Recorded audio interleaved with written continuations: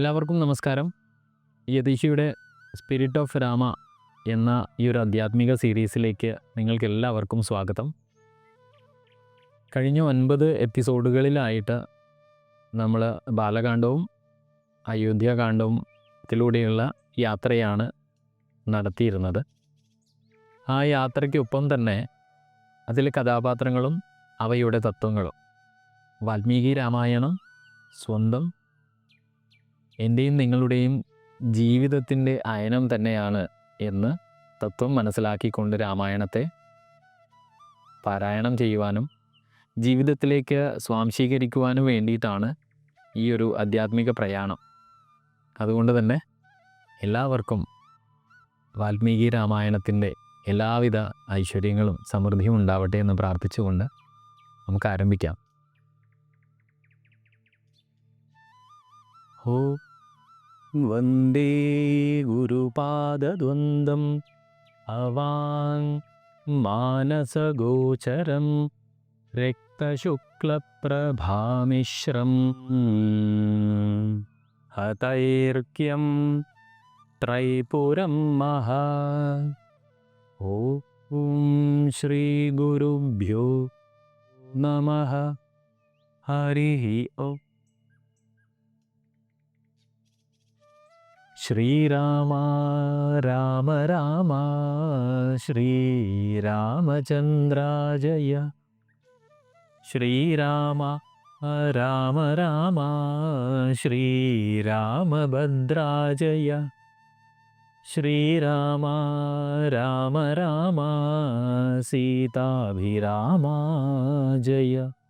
ശ്രീരാമ രാമ രാമ ലോകാഭിരാമാജയ. ശ്രീരാമ രാമ രാമ രാവണാന്തക രാമ. ശ്രീരാമ മമ ഹൃദി രമതാം രാമ രാമ. ശ്രീരാഘവാത്മാ രാമ ശ്രീരാമ രമാപതേ. ശ്രീരാമരമണീയ വിഗ്രഹ നമോസ്തുതേ. നാരായണായ നമോ നാരായണായ നമോ നാരായണായ നമോ നാരായണായ നമഃ. ശ്രീരാമനാമം പാടി വന്ന പൈങ്കിളിപ്പെണ്ണേ, ശ്രീരാമചരിതം നീ ചൊല്ലിടുമടിയാതെ. ശാരിക പൈതൽ താനും വന്നിച്ചു വന്യന്മാരെ ശ്രീരാമസ്മൃതിയോടെ പറഞ്ഞു തുടങ്ങിനാൾ. അപ്പോൾ കഴിഞ്ഞ ക്ലാസ്സിൽ അല്ലെങ്കിൽ കഴിഞ്ഞ എപ്പിസോഡിൽ നമ്മൾ ശ്രീരാമനും ലക്ഷ്മണനും തമ്മിൽ, അല്ലെങ്കിൽ ലക്ഷ്മണോപദേശം, ലക്ഷ്മണന് വേണ്ടിയുള്ള ശ്രീരാമൻ്റെ ഉപദേശമായിരുന്നു പ്രതിപാദ്യ വിഷയം.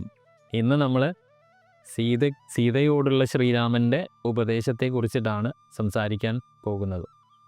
അപ്പോൾ ലക്ഷ്മണോപദേശം കഴിഞ്ഞ് സീതയുടെ മുറിയിലേക്ക്, അല്ലെങ്കിൽ അന്തഃപുരത്തിലേക്ക്, ആരണ്യത്തിലേക്കുള്ള യാത്രയ്ക്കായി വിട പറയാൻ വേണ്ടി ശ്രീരാമൻ പോവുകയാണ്. അവനകത്ത് പ്രവേശിച്ച ഉടനെ അവൻ്റെ പാദപൂജ ചെയ്യുവാൻ, അല്ലെങ്കിൽ കാലുകൾ കഴുകി പൂജിക്കുവാൻ വേണ്ടിയിട്ട് അല്പം വെള്ളം ചോദിക്കുകയാണ്. അങ്ങനെ വെള്ളം കൊണ്ടുവന്ന് പാദപൂജ ചെയ്യുന്ന സമയത്ത് ചോദിക്കുകയാണ്, പ്രിയേ, അല്ലെങ്കിൽ പ്രിയനെ, രാജകീയ പരിചാരകരില്ലാതെ അങ്ങ് ഒറ്റയ്ക്ക് എങ്ങനെയാണ് വന്നു ചേർന്നത്? ഇന്ന് എല്ലായിടത്തും അങ്ങയെ പിന്തുടരുന്ന സൈനികന്മാരെയും വാദ്യക്കാരെയും ഒക്കെ കാണേണ്ടതാണല്ലോ. അങ്ങയുടെ കൂടെ മന്ത്രിമാർ പോലും അകമ്പടിയായി വന്നത് കാണാനുമില്ല. അങ്ങ് തിരക്കിലാണെന്ന് തോന്നുന്നു. അപ്പം തലേ ദിവസത്തെ രാത്രിയിൽ സംഭവിച്ചതിനെക്കുറിച്ചും രാവിലെ ദശരഥ മഹാരാജാവുമായുള്ള കൂടിക്കാഴ്ചയെക്കുറിച്ചുമൊക്കെ രാമൻ സീതയോട് പറഞ്ഞു. എൻ്റെ അച്ഛൻ എന്നോടുള്ള കാരുണ്യത്താൽ രാജ്യം ഭരിക്കുന്ന ചുമതല ഏറ്റെടുക്കുന്നതിന് പകരം സമാധാനപരമായ ജീവിതം നയിക്കുവാൻ കാട്ടിലേക്ക് പോകാനാണ് എന്നോട് ആവശ്യപ്പെട്ടിരിക്കുന്നത്. അതിനാൽ ഞാൻ അദ്ദേഹത്തെ അനുസരിക്കാൻ കാട്ടിലേക്ക് പോകുവാൻ തീരുമാനിച്ചിരിക്കുകയാണ്. സീതേ, നിന്നോട് വിട പറയാനാണ് ഞാനിവിടെ വന്നിരിക്കുന്നത്. കൗസല്യ മാതാവിനെയും മറ്റ് അമ്മമാരെയും സേവിച്ചുകൊണ്ട് ഞാൻ വരുന്നതുവരെ നീ ഈ കൊട്ടാരത്തിൽ താമസിക്കണം എന്നാണ് സീതയോട് ശ്രീരാമൻ പറയുന്നത്. ശ്രീരാമൻ്റെ വാക്കുകൾ കേട്ട സീത വളരെ ആശ്ചര്യത്തോടു കൂടിയും അത്ഭുതത്തോടു കൂടിയും അതുപോലെ ഒരു അങ്കലാപ്പോടു കൂടിയും ചോദിക്കുകയാണ്, താങ്കളുടെ പിതാശ്രീയായ ദശരഥ മഹാരാജാവ്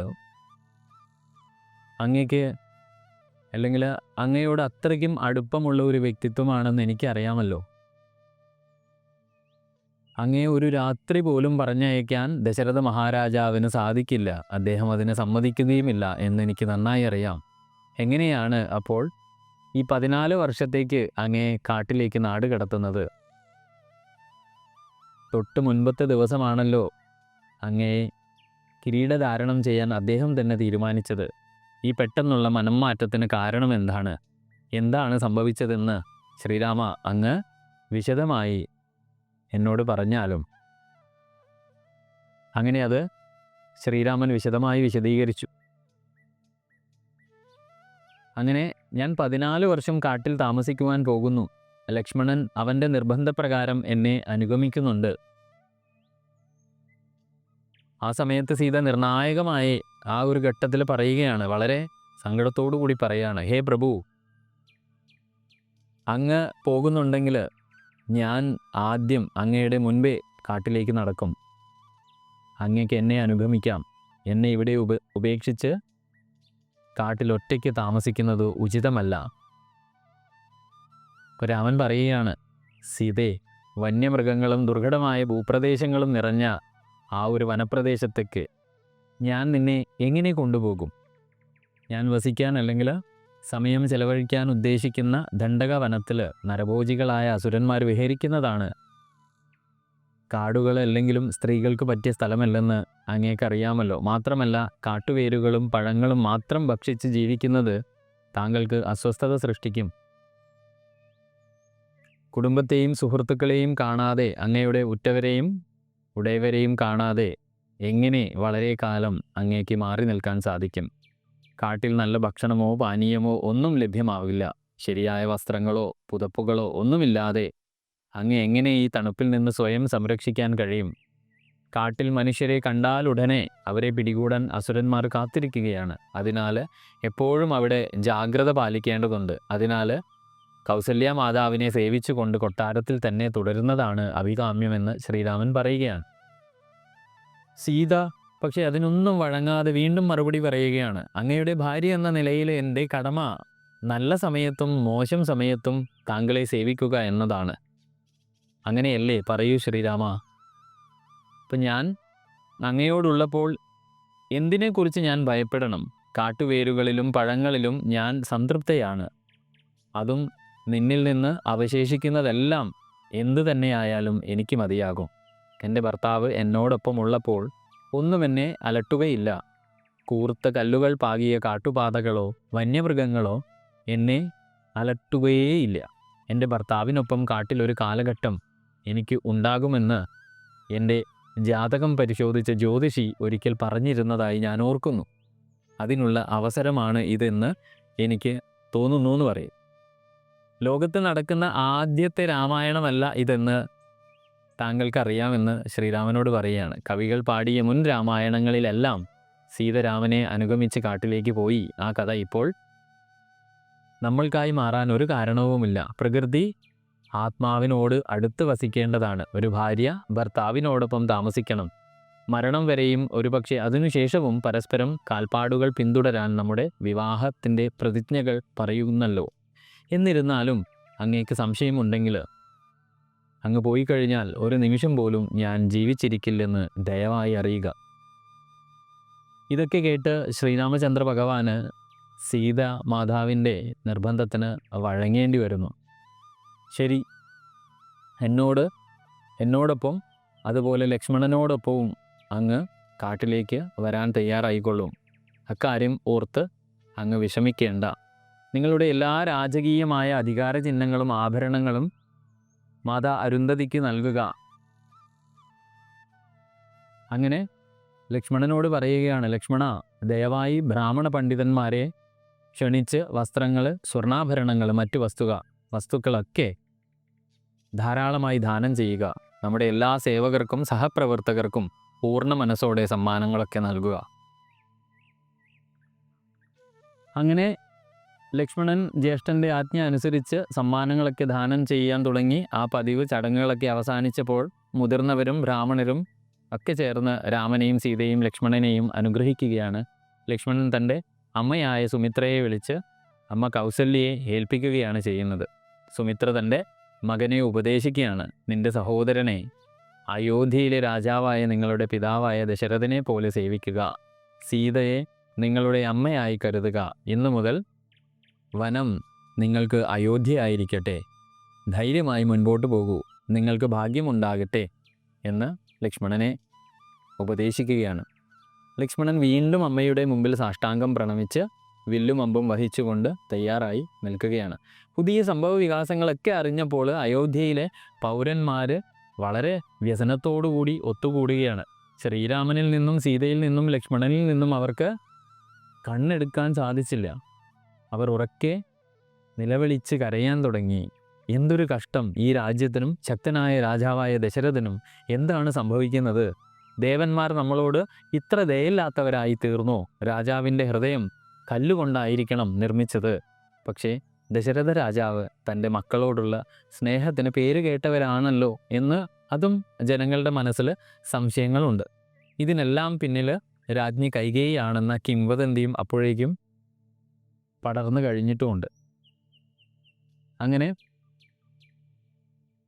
ഇത് കേട്ട് ജനങ്ങളുടെ ഈ ആശങ്കകൾ കേട്ട് മഹർഷി രാമനും സീതയും തമ്മിലുള്ള ബന്ധത്തിൻ്റെ പിന്നിലെ തത്വങ്ങളെക്കുറിച്ചൊക്കെ ജനങ്ങളെ ബോധവാന്മാരാക്കുകയാണ്. രാമനെയും സീതയെയും കുറിച്ച് നിങ്ങൾ ആലോചിച്ച് വിഷമിക്കേണ്ട. ഈ നാടകത്തിൻ്റെ പിന്നിലെ കഥ ഞാൻ നിങ്ങളോട് ചുരുക്കമായി പറയാം എന്ന് അദ്ദേഹം പറയുകയാണ്. ശ്രീരാമൻ സാക്ഷാൽ മഹാവിഷ്ണു അല്ലാതെ മറ്റാരുമല്ല. സീത അദ്ദേഹത്തിൻ്റെ ഭാര്യയായ ലക്ഷ്മി ദേവിയും. ലക്ഷ്മണൻ അല്ലെങ്കിൽ രാജകുമാരൻ ലക്ഷ്മണൻ അനന്തനാണ്. പ്രപഞ്ചത്തിൽ ധർമ്മം സ്ഥാപിക്കാൻ വിവിധ അവതാരങ്ങൾ സ്വീകരിച്ച ശ്രീരാമനാണ് യഥാർത്ഥ മഹാവിഷ്ണു. അതായത് മഹാവിഷ്ണുവിൻ്റെ ദശാവതാരങ്ങളെക്കുറിച്ചൊക്കെ അപ്പോൾ ജനങ്ങളോട് പറയുകയാണ്. മത്സ്യം മുതൽ കൽക്കി വരെയുള്ള അവതാരങ്ങൾ. അങ്ങനെ ഇപ്പോൾ പ്രത്യേകിച്ച് രാക്ഷസന്മാരെ, അതായത് പ്രത്യേകിച്ച് രാവണനെ ഉന്മൂലനം ചെയ്യാനാണ് അദ്ദേഹം ഈ കാലഘട്ടത്തിൽ അവതരിച്ചിരിക്കുന്നത്. ദശരഥ രാജാവിനെയോ രാജ്ഞി കൈകേയിയെയോ അവളുടെ ദാസിയായ മന്ദരയെയോ അവതരിപ്പിക്കുന്നത് ഈ നാടകത്തിൻ്റെ ഭാഗമായിട്ടാണ്. അതിനാൽ ശ്രീരാമന് വേണ്ടി നിങ്ങൾ ആരും നിരാശപ്പെടരുത്. ഇത് ഈശ്വരീയമായ പദ്ധതി പ്രകാരം അദ്ദേഹം ആവശ്യമുള്ളത് പലരെ കൊണ്ടും ചെയ്യുകയാണ് ചെയ്യുന്നത്. എല്ലാവരും ശ്രീരാമൻ്റെ ശുഭനാമം അല്ലെങ്കിൽ രാമനാമം ജപിക്കുക. അയോധ്യയിലെ ജനങ്ങൾ ഇത് കേട്ട് വളരെ ശാന്തരായി അവർ രാമനാമം ജപിക്കാൻ ആരംഭിക്കുകയാണ്. രാമനിലുള്ള വിശ്വാസവും യഥാർത്ഥത്തിൽ രാമൻ ആരാണ് എന്ന് മനസ്സിലാക്കിയ സമയത്ത് അവരുടെ ആത്മവിശ്വാസം വർദ്ധിക്കുകയും അങ്ങനെ രാമനെ ചൊല്ലിയുള്ള വിലാപം അവരുടെ മനസ്സിൽ കുറഞ്ഞു വരാൻ തുടങ്ങി.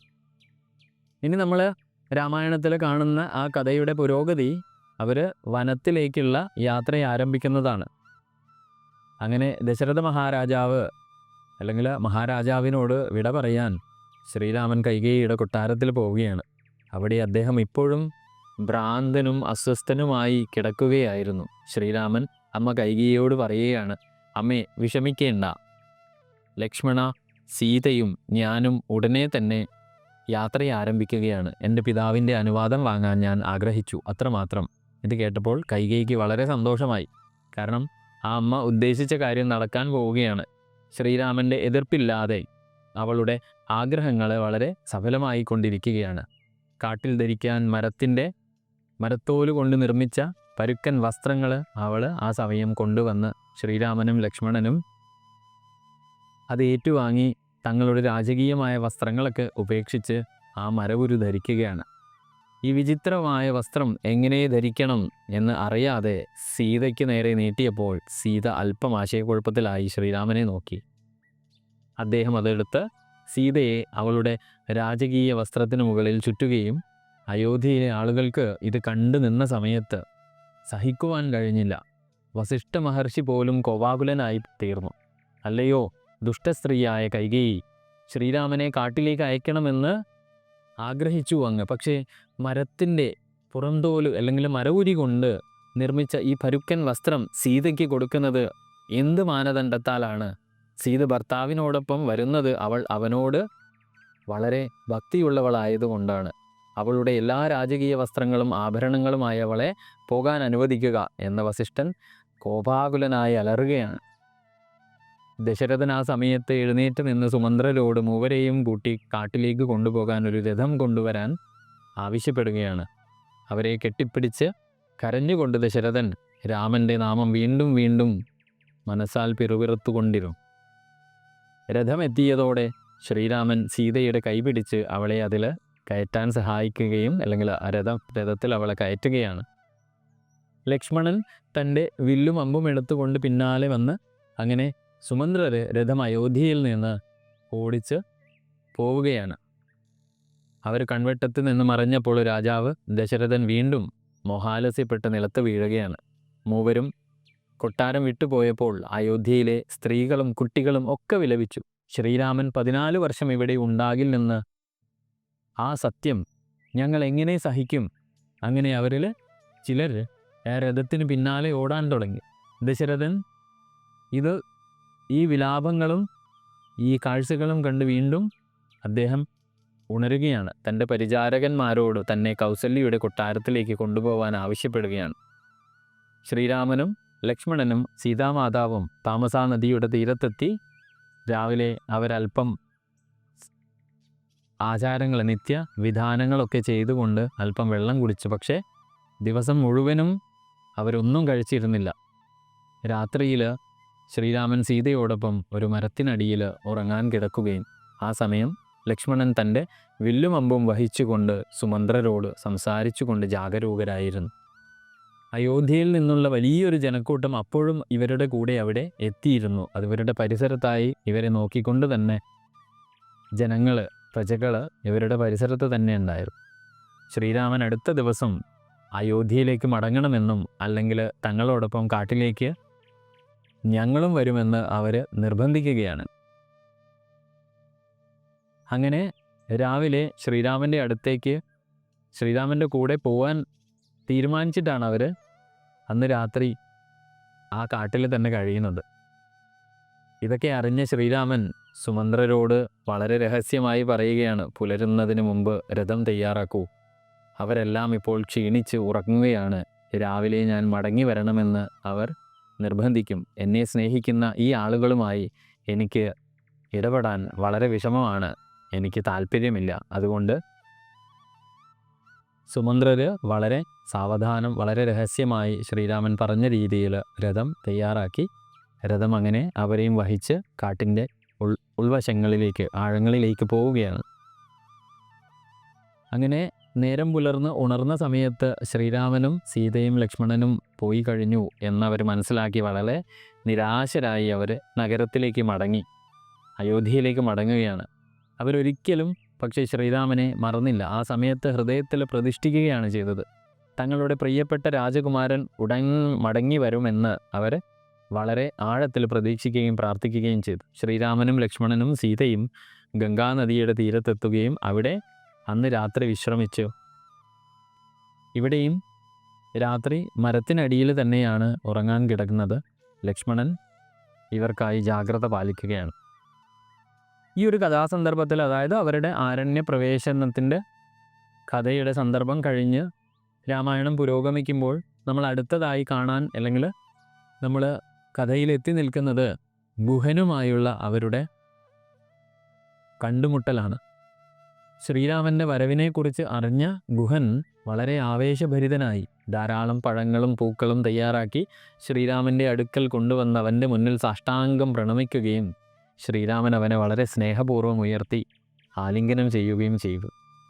ശ്രീരാമൻ അവൻ്റെ ക്ഷേമത്തെക്കുറിച്ചൊക്കെ അന്വേഷിച്ചു. കൂപ്പുകൈകളോടെ ഗുഹൻ എല്ലാം മറുപടിയായി പറയുകയും ചെയ്തു. അദ്ദേഹം പറഞ്ഞു, ഹേ പ്രഭോ, അങ്ങയെ നേരിട്ട് കാണാൻ കഴിയുന്നത് മഹാഭാഗ്യമാണ്. എൻ്റെ ജീവിതം അങ്ങേക്കറിയാവുന്നതുപോലെ അങ്ങ് അയോധ്യയുടെ നിയന്ത്രണത്തിലുള്ള ഈ നിഷാദ രാജ്യത്തിലേക്ക് പ്രവേശിച്ചിരിക്കുകയാണിപ്പോൾ. അതിനാൽ ഇത് താങ്കളുടെ രാജ്യമാണ്. ഞാൻ അങ്ങയുടെ ദാസനും. ദയവായി ഈ രാജ്യം ഏറ്റെടുത്ത് ഇതിൻ്റെ രാജാവായി അങ്ങ് ഈ 14 കൊല്ലം ഇവിടെ വസിക്കുക. അങ്ങയുടെ സന്ദർശനത്തിലൂടെ എൻ്റെ ഭവനം ഐശ്വര്യപൂർണ്ണമാക്കുക എന്ന് ഗുഹൻ അപേക്ഷിക്കുകയാണ്. ശ്രീരാമൻ അപ്പം മറുപടിയും പറയുന്നു, താങ്കളെ കണ്ടതിൽ എനിക്ക് അതിയായ സന്തോഷമുണ്ട്. അങ്ങയുടെ വാഗ്ദാനം ഞാൻ ബഹുമാനിക്കുന്നു വളരെ സ്നേഹപൂർവ്വം. പക്ഷേ അത് വളരെ ദയയുള്ള ഒരു കാര്യം കൂടിയാണ്. പക്ഷേ എനിക്ക് 14 വർഷം കാട്ടിലോ വീട്ടിലോ അല്ല, അല്ലെങ്കിൽ ഒരു വീട്ടിൽ പ്രവേശിക്കാനോ ഭക്ഷണം കഴിക്കാനോ പാടില്ല. നിങ്ങളുടെ ഈ രാജ്യത്തെ താങ്കൾ നന്നായി പരിപാലിക്കണം. അങ്ങനെ ശ്രീരാമനോട് അദ്ദേഹം എന്തെങ്കിലും സ്വീകരിക്കണമെന്നും ഭക്ഷണം എന്തെങ്കിലും കഴിക്കണം എന്നൊക്കെ പറയുകയാണ്. അപ്പോൾ പറയുകയാണ്, ഗുഹ, നിന്നിൽ നിന്നൊന്നും ഞാൻ സ്വീകരിക്കാത്തതിൻ്റെ നിരാശ ഒഴിവാക്കാൻ വേണ്ടിയിട്ട് ഞങ്ങളുടെ മുടി കെട്ടുവാൻ വേണ്ടി ആൽമരത്തിൻ്റെ ചാറ് കൊണ്ടുവരൂ. അതായത് മുടി ജടകെട്ടാൻ വേണ്ടിയിട്ട്. അങ്ങനെ താങ്കൾ അത് എനിക്ക് കൊണ്ടുവന്ന് നൽകിയാലും താങ്കളിൽ നിന്ന് ഞാൻ അതാണ് സ്വീകരിക്കാൻ ആഗ്രഹിക്കുന്നത് എന്ന് പറഞ്ഞ് ഗുഹൻ അവർക്ക് ആൽമരത്തിൻ്റെ നീര് കൊടുക്കുകയാണ്. അങ്ങനെ ആ നീര് കൊണ്ടവർ ജട കെട്ടുകയാണ് തങ്ങളുടെ. പിന്നെ അവർ ഇലകളും പുല്ലുകളും കൊണ്ട് ലക്ഷ്മണൻ ഉണ്ടാക്കിയ ഒരു കട്ടിലിൽ വിശ്രമിക്കുന്നു. സീത കുടിക്കാൻ അല്പം വെള്ളം ശേഖരിച്ചു കൊണ്ടുവരികയും അതെല്ലാവർക്കും നൽകി. അങ്ങനെ ലക്ഷ്മണൻ അവിടെ കാവൽക്കാരനായി നിന്ന് രാത്രിയിൽ ഗുഹനും അവരോടൊപ്പം ചേർന്നു. രാജകുമാരനും രാജ്ഞിയും ഒരു മരത്തിനടിയിൽ ഉറങ്ങുന്നത് ഗുഹന് സഹിക്കുവാൻ കഴിയുന്നില്ല. ലക്ഷ്മണൻ പറയുകയാണ്, എനിക്കിതെങ്ങനെ സഹിക്കാൻ കഴിയും? അയോധ്യയിലെ ശക്തനായ രാജകുമാരൻ ഒരു മരത്തിനടിയിൽ ഭവനരഹിതനെ പോലെ ഉറങ്ങുകയാണ്. സുന്ദരിയായ രാജ്ഞിക്ക് രാജകീയ സൗകര്യങ്ങളൊന്നുമില്ലാതെ ദശരഥ രാജാവ് എങ്ങനെയാണ് ശ്രീരാമന് ഈ പരീക്ഷണത്തിന് വേണ്ടിയിട്ട് ഉത്തരവിട്ടത്? തീർച്ചയായും രാജ്ഞി കൈകേയിയുടെ മനസ്സിനെ ദുഷ്ടയായ വേലക്കാരിയായ അമ്മ സ്വാധീനിച്ചത് കൊണ്ട് തന്നെയാണ് എന്ന് വിലപിക്കുകയാണ് അവിടെ. അങ്ങനെ ഗുഹനും ഇതൊക്കെ കേട്ട് പരസ്പരം ഇതേ അഭിപ്രായത്തിൽ അവർ ആ വിലാപം പങ്കുവെക്കുമ്പോൾ ലക്ഷ്മണൻ ഉപദേശിക്കുകയാണ് ഗുഹനെ, നമ്മെ ഓർത്ത് അങ്ങ് നിരാശപ്പെടരുത്. എപ്പോഴും രാമനാമം ജപിക്കുക, ശ്രീരാമനെക്കുറിച്ച് ചിന്തിക്കുക. നമ്മുടെ കർമ്മത്തെ അടിസ്ഥാനമാക്കിയാണ് നല്ലതും ചീത്തയുമായ അനുഭവങ്ങൾ നമ്മളെ തേടിയെത്തുന്നത്. മുൻ ജന്മങ്ങളിൽ നിന്നുള്ള കർമ്മം നമ്മളെ പിന്തുടർന്നുകൊണ്ടേയിരിക്കും. നമ്മുടെ സുഖദുഃഖങ്ങൾക്ക് മറ്റുള്ളവർക്ക് കൈമാറാനോ ദാനം ചെയ്യുവാനോ പ്രായോഗികമായി വേറെ മാർഗങ്ങളൊന്നുമില്ല. നല്ലതും ചീത്തയുമായ അനുഭവങ്ങൾക്ക് കാരണം വിധിയാണ്. അജ്ഞരായ ആളുകൾക്ക് മാത്രമേ ഈ വിധിയാണെന്ന് കരുതി സമാധാനിക്കാൻ സാധിക്കുള്ളൂ. നിങ്ങൾ എന്തെങ്കിലും ചെയ്യുന്ന സമയത്ത് ആ പ്രവൃത്തിയുടെ ഉടമസ്ഥാവകാശം അല്ലെങ്കിൽ കർത്തൃത്വം നിങ്ങൾക്ക് അനുഭവപ്പെടുകയും നിങ്ങളുടെ അഹങ്കാരം വലുതായി വരികയും ചെയ്യുന്നു. ഈ വികാരം നമ്മെ എല്ലാവരെയും ബന്ധിപ്പിക്കുകയും കർമ്മം അല്ലെങ്കിൽ കർമ്മഫലം നമ്മളെ പിന്തുടരുകയും ചെയ്യുന്നു. നിങ്ങളുടെ കർമ്മത്തിൻ്റെ അനന്തരഫലങ്ങൾ അനുഭവിക്കുന്നതിന് മറ്റ് മാർഗങ്ങളൊന്നുമില്ല. നിങ്ങൾക്കത് മറ്റുള്ളവരുമായി പങ്കിടാനോ അതിൽ നിന്ന് മുക്തി നേടാനോ സാധിക്കില്ല. മനുഷ്യജീവിതം ക്രിയാത്മകമായ, അതായത് ഈ പോസിറ്റീവായ അല്ലെങ്കിൽ നിഷേധാത്മകമായ അനുഭവങ്ങളുടെ മിശ്രിതമാണ്. അതായത് പോസിറ്റീവ് ആൻഡ് നെഗറ്റീവ് ഇതിൻ്റെ മിക്സ്ചറാണ് യഥാർത്ഥത്തിൽ മനുഷ്യജീവിതം.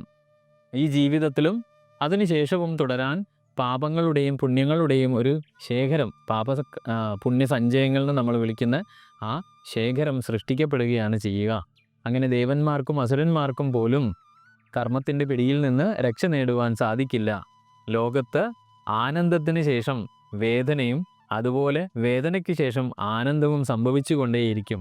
ആരും എപ്പോഴും ദുഃഖത്തിലോ അതേപോലെ തന്നെ എപ്പോഴും സന്തോഷത്തിലോ തുടരാൻ സാധിക്കില്ല. ലൗകികമായ സുഖങ്ങൾക്ക് ശേഷം നാം വഴി തെറ്റി പോവാൻ പാടില്ല, അല്ലെങ്കിൽ വഴി തെറ്റേണ്ടതില്ല. ലൗകിക സുഖങ്ങൾക്ക് പിന്നിലെ നമ്മൾ, അല്ലെങ്കിൽ ആ ലൗകിക സുഖങ്ങൾക്ക് പിന്നാലെ നമ്മൾ വഴി തെറ്റി ജീവിതത്തിലേക്ക് മാറിപ്പോകരുത്. പക്ഷേ നമുക്ക് ഈ പറയുന്ന ലൗകിക സുഖങ്ങളൊക്കെ ആവശ്യമാണ് താനും.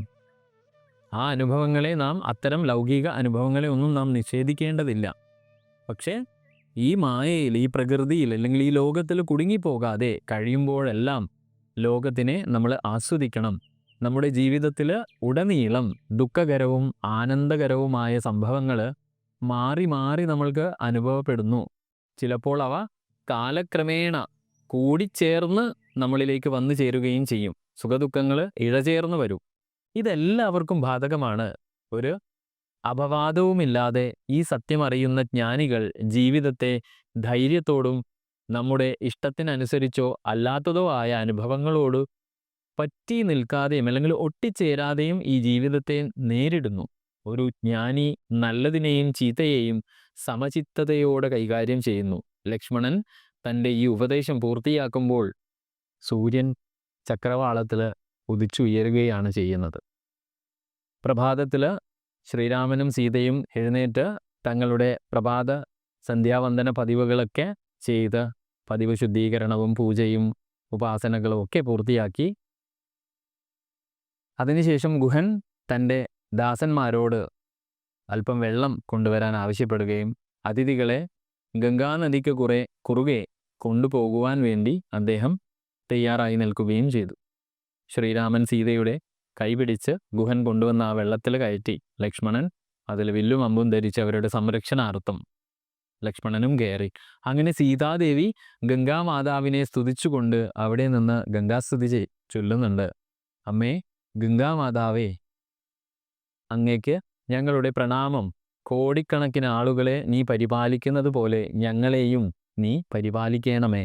വനവാസത്തിന് ശേഷം ഞങ്ങൾ മടങ്ങുമ്പോൾ യഥാവിധി എല്ലാ പൂജകളും അങ്ങേക്ക് സമർപ്പിക്കുന്നതാണ്, അല്ലെങ്കിൽ ആ പൂജകൾ ഉചിതമായി ചെയ്യുന്നതാണെന്ന് ഗംഗാമാതാവിനോട് സീത സത്യം ചെയ്യുകയാണ്.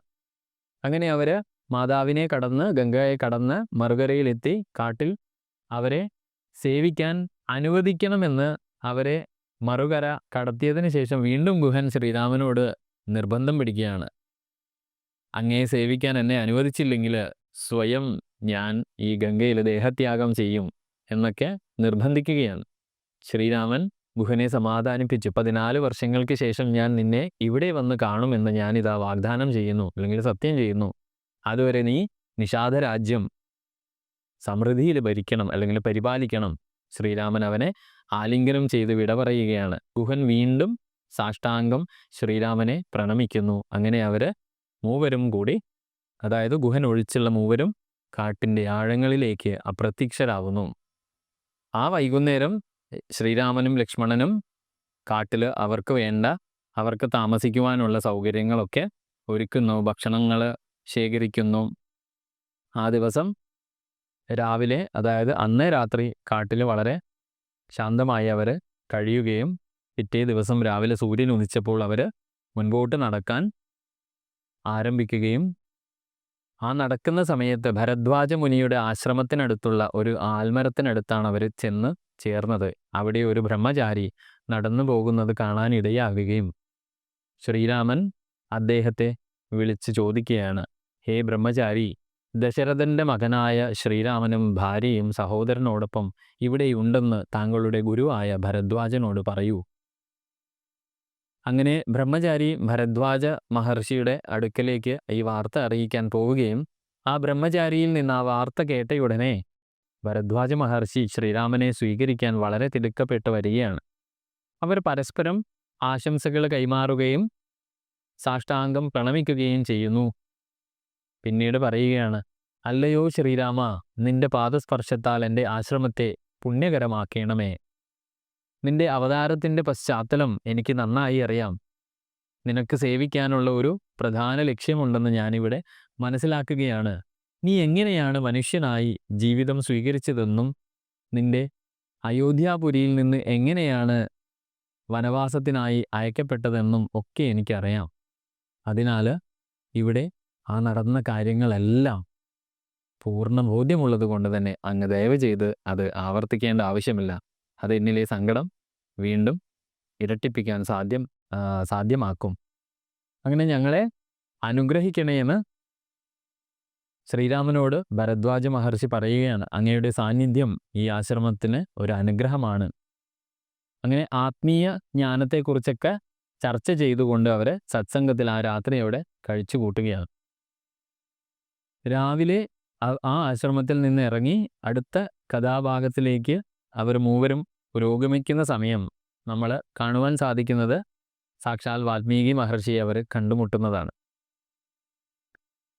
ഇപ്പം ഭരദ്വാജ മഹർഷിയുടെ ആശ്രമത്തിൽ നിന്ന് രാവിലെ അവർ ചിത്രകൂടത്തിലേക്ക് യാത്ര ആരംഭിക്കുകയാണ്. അവിടെ നിന്ന് വഴി കാണിക്കാൻ ഭരദ്വാജ മഹർഷി 2 ബ്രഹ്മചാരികളെ അയച്ചിട്ടുണ്ടായിരുന്നു. അവർ വാൽമീകിയുടെ ആശ്രമത്തിൽ അവർക്ക് വഴി കാട്ടുകയും സമാധാനമായി തപസ്സു ചെയ്യാൻ ആ സ്ഥലം വളരെ അനുയോജ്യമായതായി ശ്രീരാമൻ മനസ്സിലാക്കുന്നു. വന്യമൃഗങ്ങൾ പോലും സൗഹാർദ്ദപരമായി പെരുമാറുന്നുണ്ടായിരുന്നു. യഥാർത്ഥത്തിൽ മരങ്ങൾ എപ്പോഴും ഫലം കായ്ക്കുന്നുണ്ടായിരുന്നു. സുഗന്ധമുള്ള പുഷ്പങ്ങളാൽ സസ്യങ്ങൾ ആ പരിസരത്ത് നിറഞ്ഞിരുന്നു. ശ്രീരാമനെ കണ്ട മാത്രയിൽ വാൽമീകി മഹർഷി വളരെയധികം സന്തോഷവാനായി. അദ്ദേഹം മൂവരെയും ആദരപൂർവ്വം സ്വാഗതം ചെയ്ത് അവർക്ക് പഴങ്ങളും പൂക്കളും കുടിക്കുവാനുള്ള മധുരമുള്ള വെള്ളവും ഒക്കെ നൽകി തൻ്റെ വനവാസത്തിൻ്റെ കാരണം ശ്രീരാമൻ അദ്ദേഹത്തോട് വിവരിക്കുകയാണ്. താങ്കൾ ഒരു ആത്മീയമായ ശ്രേഷ്ഠ ഗുരുവാണ്. എൻ്റെ ജീവിതത്തിൽ എന്താണ് സംഭവിച്ചതെന്ന് താങ്കൾക്കറിയാമെന്ന് എനിക്കുറപ്പുണ്ട്. സുരക്ഷിതരായിരിക്കാൻ നമുക്ക് ഏറ്റവും അനുയോജ്യമായ സ്ഥലങ്ങൾ ഏതെന്ന് ദയവായി അങ്ങ് ഞങ്ങളോട് പറയൂ. മുനിമാർ വസിക്കുന്ന ഭൂമി ഭക്തർക്ക് അനുയോജ്യമായ വാസസ്ഥലമാണെന്ന് എനിക്ക് ഉറപ്പുണ്ട് എന്ന് ശ്രീരാമൻ വാൽമീകി മഹർഷിയോട് പറയുകയാണ്. വാൽമീകി മഹർഷി അതിന് മറുപടി പറയുകയാണ്, ലോകം മുഴുവനും നിന്നിലാണല്ലോ വസിക്കുന്നത് ശ്രീരാമ. നീ സർവവ്യാപിയല്ലേ. എന്നാൽ നിന്റെ ഭാര്യയായ സീതാമാതാവിനോടൊപ്പം താമസിക്കാൻ ഉപകരിക്കുന്ന പ്രത്യേക വാസസ്ഥലങ്ങൾ പറഞ്ഞു തരാൻ അങ്ങ് എന്നോട് ആവശ്യപ്പെടുകയാണ് ഇവിടെ ചെയ്യുന്നതല്ലേ. എൻ്റെ ആദരവ് കൊണ്ടാണ് ഞാൻ അവയെക്കുറിച്ച് അങ്ങയോട് പറയേണ്ടത്. ഒരു ജീവിയെയും ഉപദ്രവിക്കാതെ സമചിത്തതയോടെ ആളുകൾ സന്തോഷത്തോടെ ജീവിക്കുന്നിടത്താണല്ലോ ശ്രീരാമ ഭഗവാനായ നിന്റെ വാസസ്ഥലം അങ്ങ് സ്വീകരിക്കുന്നത്. എപ്പോഴും അങ്ങയെ ധ്യാനിക്കുന്ന ആളുകളുടെ അനാഹതം അല്ലെങ്കിൽ ഹൃദയത്തിലും നീ നിന്റെ വാസസ്ഥലം സ്വീകരിക്കുന്നു. ആളുകൾ എവിടെയും ഒരു ദ്വന്ദ്വവും കാണാത്തതും ശാരീരികമായ സുഖദുഃഖങ്ങളോടും ബന്ധമില്ലാത്തതുമായ ഇടമാണ് പൊതുവായി നീ നിന്റെ വാസസ്ഥലമായി സ്വീകരിക്കുന്നത്. ആളുകൾക്ക് ഒന്നിനോടും ഇഷ്ടമോ അനിഷ്ടമോ ഇല്ലാത്ത ഇടമാണല്ലോ അങ്ങയുടെ വാസസ്ഥലമായി സ്വീകരിക്കാൻ സാധ്യത. ആളുകൾ ഒരു പിടി സ്വർണവും ഒരു പിടി കൽക്കരിയും ഒരേ വിലയുള്ളതായി കരുതുന്ന ഇടത്താണല്ലോ നീ നിന്റെ വാസസ്ഥലം സ്വീകരിക്കുന്നത്. ആളുകൾ സന്തോഷത്തോടെ ജീവിക്കുന്നിടത്താണ് നീ നിന്റെ വാസസ്ഥലം സ്വീകരിക്കുന്നത്. എല്ലാം നിനക്കായി സമർപ്പിച്ചുകൊണ്ട് അവരുടെ മനസ്സുപോലും ഷഡ്രിപുക്കളായ കാമക്രോധ ലോപമോഹമത മാത്സര്യമാകുന്ന ആ 6 ശത്രുക്കളിൽ നിന്നും ഉണ്ടാകുന്ന ഒരു ചാഞ്ചല്യവും ഇല്ലാത്തിടത്ത് ആ മനസ്സിലാണല്ലോ നീ വസിക്കുന്നത്. ഈ ഷഡ്രിപുക്കള് അവരുടെ ശരീരത്തെ മാത്രമേ ബാധിക്കുന്നുള്ളൂ എന്നും അവരുടെ ആത്മീയ സത്തയായ ആത്മാവിനെ ബാധിക്കുന്നില്ലെന്നും അറിയുന്ന ഭക്തർക്ക് നിന്നെ തിരിച്ചറിയുന്നവരുടെ മനസ്സിൽ നീ നിന്റെ വാസസ്ഥലം ഉറപ്പിക്കുന്നു. ബ്രഹ്മമായി ആത്യന്തിക സത്യമായി നിന്റെ നാമം ചൊല്ലുന്നിടത്തെല്ലാം, സദ്ഗുണങ്ങൾ പ്രകീർത്തിക്കപ്പെടുന്നിടത്തെല്ലാം സീതയോടൊപ്പം ഒരു അന്തർവാസിയായി നിനക്ക് ജീവിക്കാൻ സാധിക്കുമല്ലോ. ഈ ഒരു സംഭാഷണം യഥാർത്ഥത്തിൽ ശ്രീരാമ തത്വമാണ് വാൽമീകി രാമായണത്തിൽ വാൽമീകി വിശദീകരിക്കുന്നത്. അതുകൊണ്ട് തന്നെയാണ് പറയുന്നത് ശ്രീരാമൻ സാക്ഷാൽ ആത്മചൈതന്യവും സീതാമാതാവ് യഥാർത്ഥത്തിൽ നമ്മുടെ ശക്തി ചൈതന്യവുമാണ്. ഇവർ രണ്ടും വസിക്കുന്ന ഇടങ്ങളാണ് വാൽമീകി മഹർഷി ഈ ഒരു സംഭാഷണത്തിൽ വളരെ വ്യക്തമായി പറഞ്ഞിട്ടുള്ളത്. ഇനി വാൽമീകി മഹർഷിയുടെ കഥ വളരെ പ്രസിദ്ധമാണ്, നമ്മൾക്ക് എല്ലാവർക്കും അറിയുന്നതാണ്.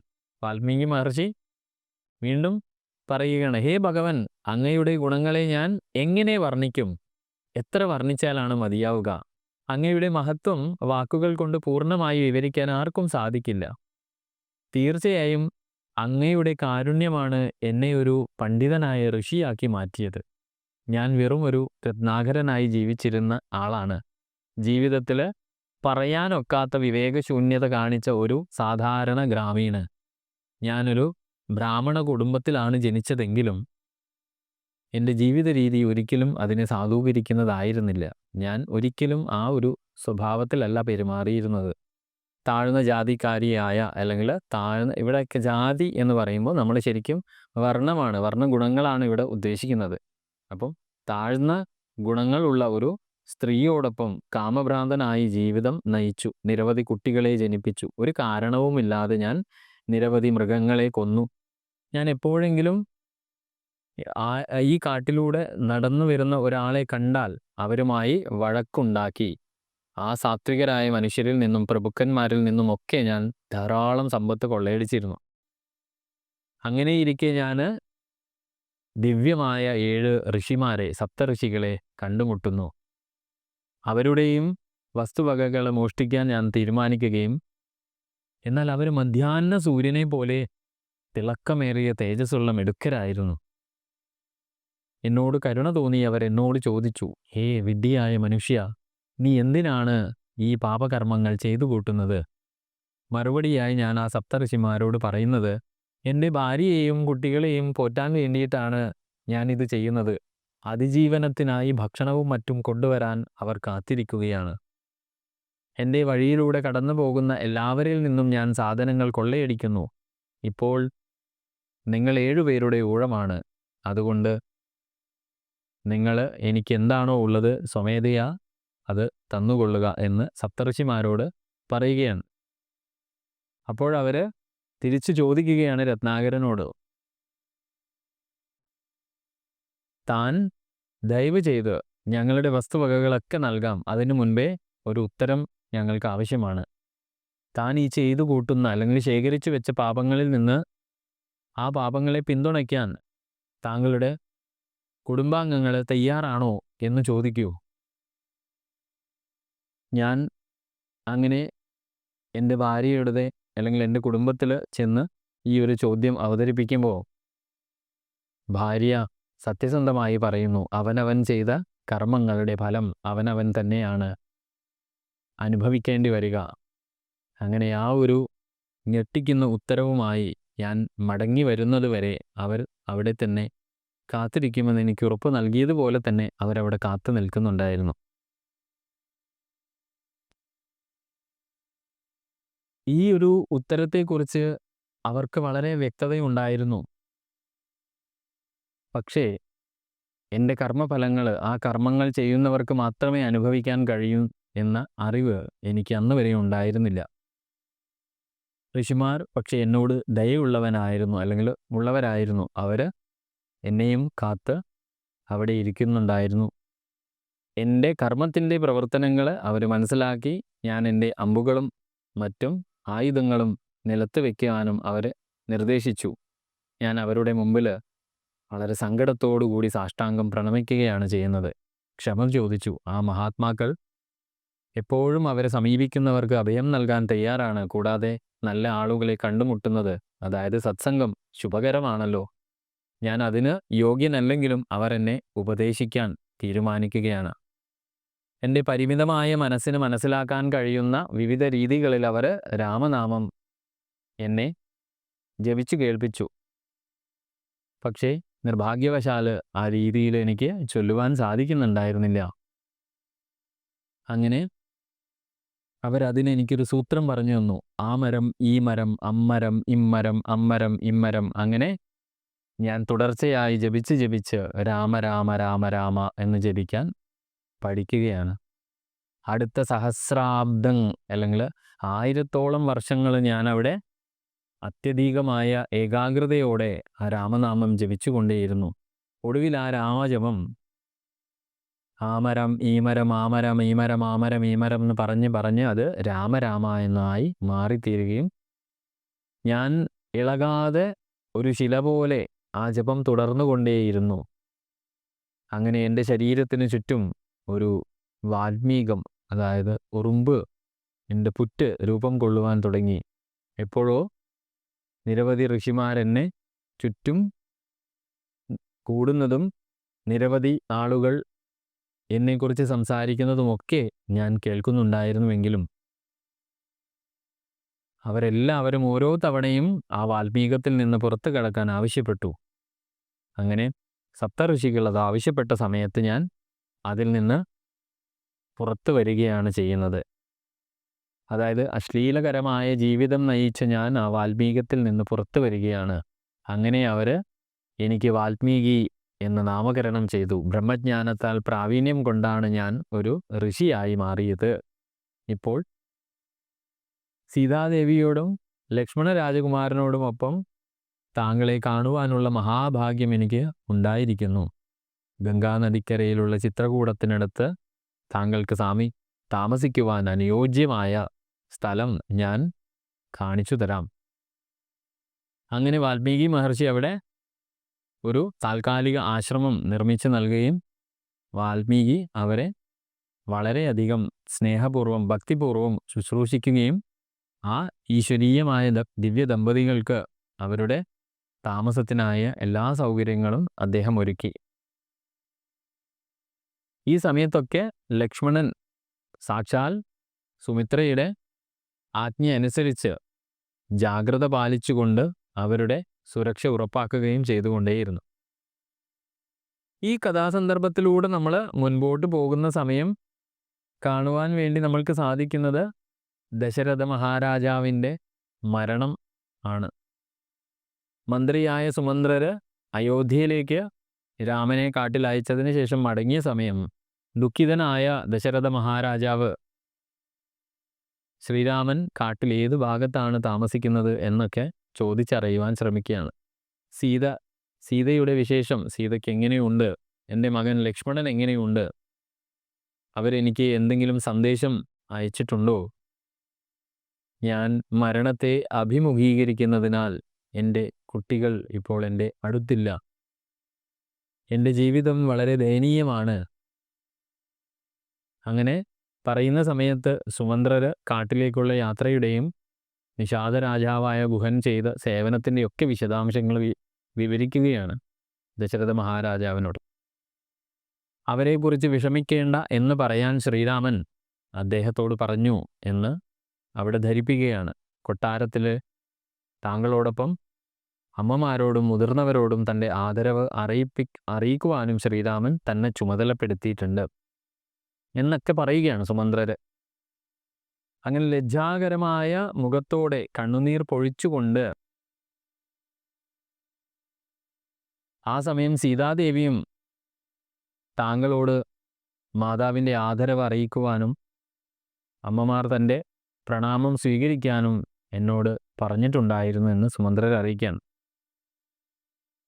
അങ്ങനെ അവരുടെ ആവശ്യപ്രകാരം ഗുഹൻ അവരെ ഗംഗാനദിക്ക് അക്കരെ കൊണ്ടുപോവുകയും ഞാൻ കുറച്ചു നേരം ആ കാഴ്ച അനങ്ങാതെ നോക്കി നിന്നതിന് ശേഷം അയോധ്യയിലേക്ക് മടങ്ങുകയും ചെയ്തു. ഇത്രയും സുമന്ത്രര് ദശരഥനോട് പറയുകയാണ്. ഇതൊക്കെ കേട്ട് കൗസല്യയ്ക്ക് സങ്കടം അടക്കാൻ സാധിച്ചില്ല. അവൾ കരയുവാൻ തുടങ്ങുകയാണ്. നിങ്ങളുടെ പ്രിയപ്പെട്ട ഭാര്യ കൈകേയിക്ക് 2 വരങ്ങളും വീണ്ടെടുക്കാൻ ആഗ്രഹമുണ്ടെങ്കിൽ അതെപ്പോൾ വേണമെങ്കിലും ചെയ്യാമായിരുന്നു. അവൾക്ക് രാജ്യം നൽകാൻ നിങ്ങൾ ആഗ്രഹിച്ചിരുന്നെങ്കിൽ അത് മനസ്സിലാക്കാവുന്നതേ ഉള്ളൂ. പക്ഷേ എൻ്റെ മകനെ എന്തിനാണ് വനവാസത്തിനായി കാട്ടിലേക്ക് അയച്ചത്? ഈശ്വര, ഈ ജന്മത്തിൽ ഇതുപോലുള്ള ഒരു സാഹചര്യവും നേടാൻ അല്ലെങ്കിൽ ഈ സാഹചര്യത്തിൽ ഞാൻ എത്തിച്ചേരാൻ മുൻ ജന്മങ്ങളിൽ എന്ത് പാപമാണ് ഞാൻ ചെയ്തത്? എൻ്റെ ഹൃദയത്തിലെ മുറിവുകളിൽ കത്തുന്ന ഒരു കൽക്കരി കഷ്ണം വയ്ക്കുന്നത് പോലെയാണ് അങ്ങയുടെ വാക്കുകൾ. ഞാൻ ദുഃഖത്താൽ മരിക്കുവാൻ പോകുന്നു എന്ന് ദയവായി എൻ്റെ യാത്ര കൂടുതൽ കഠിനമാക്കരുത്. എൻ്റെ മകനുമായി ബന്ധപ്പെട്ട ഈ സങ്കടം ബാധിച്ച് ഞാൻ മരിക്കാൻ വിധിക്കപ്പെട്ടിരിക്കുന്നു. തീർച്ചയായും മരണസമയത്ത് ആ മുനിശാപം യാഥാർത്ഥ്യമാവുകയാണ് ചെയ്യുന്നത്. ആ ശാപം ഒരിക്കലും വെറുതെ ആകില്ല. അപ്പോൾ ആ കഥയുടെ സന്ദർഭം ദശരഥൻ വിവരിക്കുകയാണ് കൗസല്യയോട്. കാരണം അദ്ദേഹം നായാട്ടിന് പോകുന്നതും അവിടെ കണ്ണു കാണാതിരിക്കുന്ന വൃദ്ധ ദമ്പതിമാരുടെ മകനെ, ആ ബ്രഹ്മചാരിയെ അറിയാതെ വധിക്കുന്നതും ആ കഥ ഒക്കെ വളരെ സാവകാശം, വളരെ വ്യസനത്തോടു കൂടി കൗസല്യയെ അറിയിക്കുകയും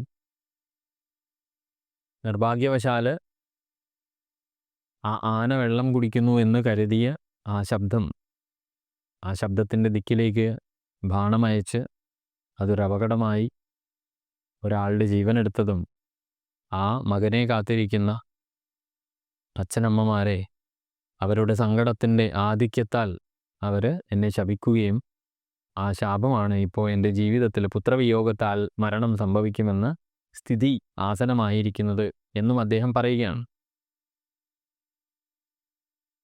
അദ്ദേഹം ദയാലുവായിരുന്നു, എല്ലാം കർമ്മവിധി പ്രകാരം നടക്കുന്നു എന്നും അദ്ദേഹം ഒരു വൈശ്യനായതുകൊണ്ട് തന്നെ ഒരു ബ്രാഹ്മണനെ കൊന്നതിൻ്റെ വലിയ പാപം എനിക്ക് ഉണ്ടാകില്ലെന്നും പറഞ്ഞുകൊണ്ട് അദ്ദേഹം എന്നെ ആശ്വസിപ്പിക്കുകയൊക്കെ ചെയ്തു. എന്നിരുന്നാലും അദ്ദേഹത്തിൻ്റെ മാതാപിതാക്കൾ കുടിവെള്ളത്തിനായി എൻ്റെ ബാണമേറ്റ